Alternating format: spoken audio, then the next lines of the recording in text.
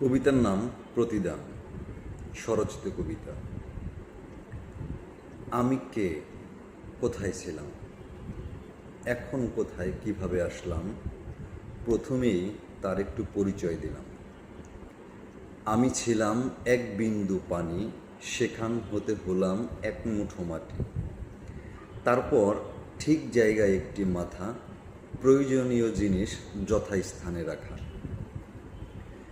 10 মাস 10 দিন ছিলাম ছোট্ট একটি ঘরে, একজন ছাড়া দেখেনি আমায় পরে। কতই না সুখী ছিলাম সেই ঘরে। খেতে দেইনি আমি পেট পুরে, ঘুমাতে দেইনি আমি নিশ্চিন্তে। তোমরা জানো কি কে সে দুঃখী?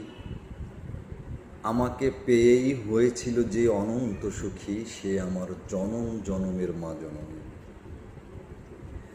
জন্ম থেকে যৌবন পর্যন্ত করে লালন, আজব কারিগর পিতামাতা দুইজন। কিন্তু কিছুদিন পর এক আজব পরী করল আমায় আছর। টুকটুকে এক লাল শাড়ি পরে আজব পরী আসলো আমার ঘরে।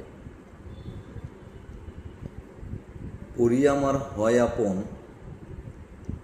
তারা হয় পর, কিন্তু আমি তাদের কাছে এখনো সবচেয়ে আপন, পৃথিবীর অমূল্য ধন, হীরামাণিক কাঞ্চন। তোমরা আমায় যতটুকু ভালোবাসো,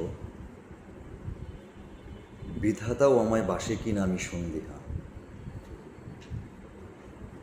আমি বর্ণহীন, আমি বাকহীন, কি দিয়ে করব তোমাদের আরাধনা, কিভাবে দেব তোমাদের ভালোবাসার প্রতিদান।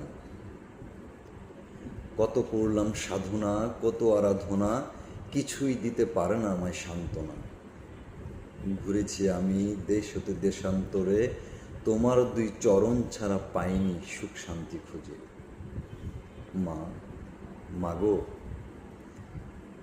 আমার বিশ্বাস সুখ শান্তি সব লুকিয়ে আছে তোমার পবিত্র চরণ তলে। মাগো, তোমারই পবিত্র চরণ।